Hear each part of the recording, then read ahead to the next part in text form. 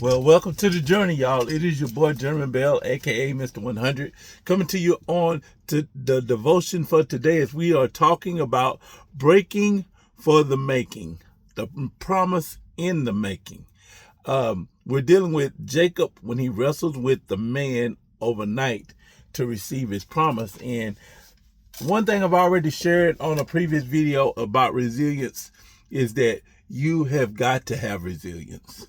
I mean, there is just no way around it. There's no way to detour from it because God's promises come with a fight. You have to be willing to press in beyond what you normally would to achieve what it is that you never have. The old saying still goes, if you want something you never had, you have to do something you never did. And believe me, when it comes to breaking for the promise, there is a lot of things that pull on you, gravitate to you to try and get you to give up. But you have to hold fast to the things that God has said and the things that you're wrestling with even right now. You have to realize that I have to keep going because at some point, if I stay stronger than my situation, then I will indeed overcome my situation. But this is where resilience takes its part. So when we're reading into Jacob 32:25, it says, and when he saw that he prevailed not against him, he touched him in the hollow of his thigh. And the hollow of Jacob's thigh was out of joint as he wrestled with him.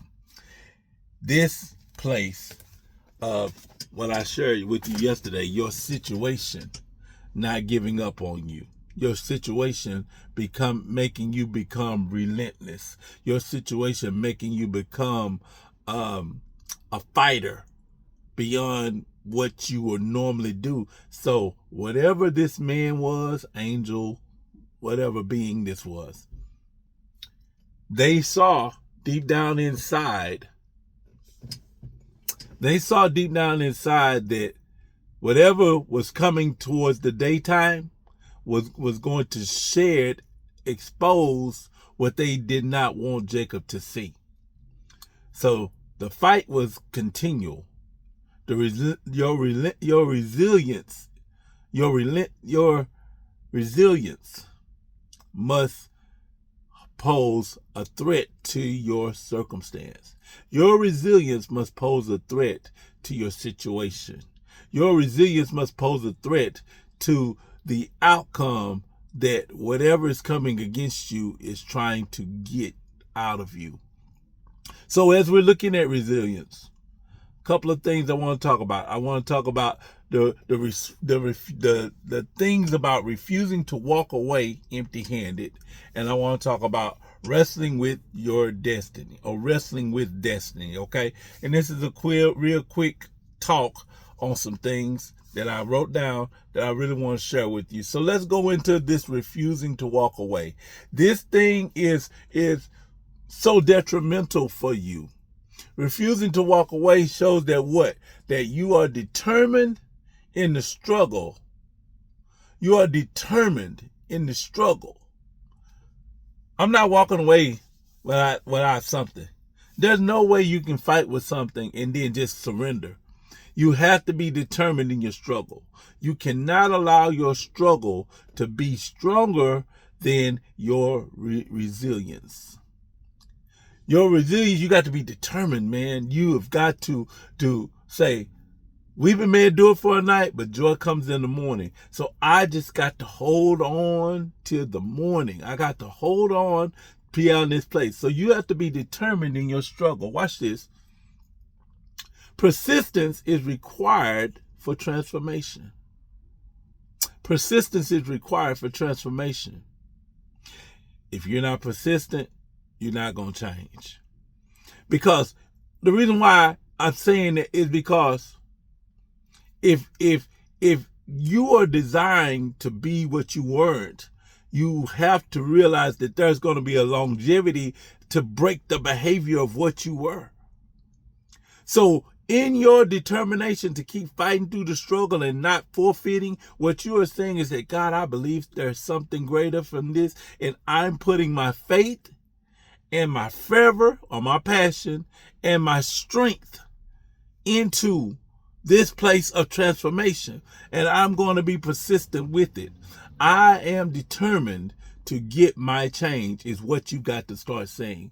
I'm determined to get what God has for me. I'm determined to be something greater than what I've already been.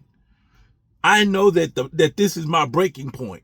And we all have breaking points. Breaking point is the point between when you want to give up and when you've had enough. When you want to give up and had enough. But everybody has a breaking point in their lives when it comes to God's promise. We believe that he's going to do it.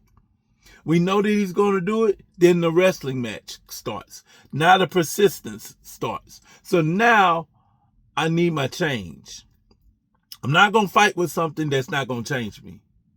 I'm not going to put forth the effort to something that's not going to transform me into what God said I was going to have or become or be. Persistence requires transformation. Watch this. Promise demands endurance, not convenience. Promise demands endurance, not convenience. Stamina is the key. Stamina is the key. The promise is going to demand an endurance for it. Anything that's in God is going to take some time and develop because it's changing you into. So whatever it is that you're fighting with is trying to change you into what the promise is connected to. God is not, let me say it like this. God is not going to give you a battle that's not going to change you into what you need to become. So if you believe that God is trying to do something in your life, the next thing that's going to occur is the battle, the fight. Because now the fight is going to see if you really believe what God has said. So then comes the promise, then comes the fight. Knuckles. Then comes the fight. So now God's looking at your endurance. Last on this part of being determined for the struggle is growth happens when you outlast discomfort. Growth lasts growth happens when you outlast discomfort. That means with everything that's going on with Jacob, his body, things was hurting him. He said, I'm still going to keep fighting. I'm already uncomfortable. See, that's the key there. You're already uncomfortable, so stay in the fight. You're already being put in a place where it's not relaxing and it's not relating and it's not releasing. So stay in there. Fight with this thing. Determination in the struggle requires this place of growth. Because what growth says is that I'm stronger than what you're trying to make me feel. Are we at that place in our lives where our growth spurts say, I'm uncomfortable, but I'm going to still stay in here. I'm going to still hold fast to it. Second point, we deal with wrestling with destiny. Wrestling with destiny. Destiny requires confrontation, not avoidance. You got to fight with it. You got to go with it. You got to go against it. You got to come against it. Confrontation is a part of getting what God says you can have. So when you're fighting with destiny, you can't avoid it. You got to confront it. Destiny is a part of where God is trying to take us.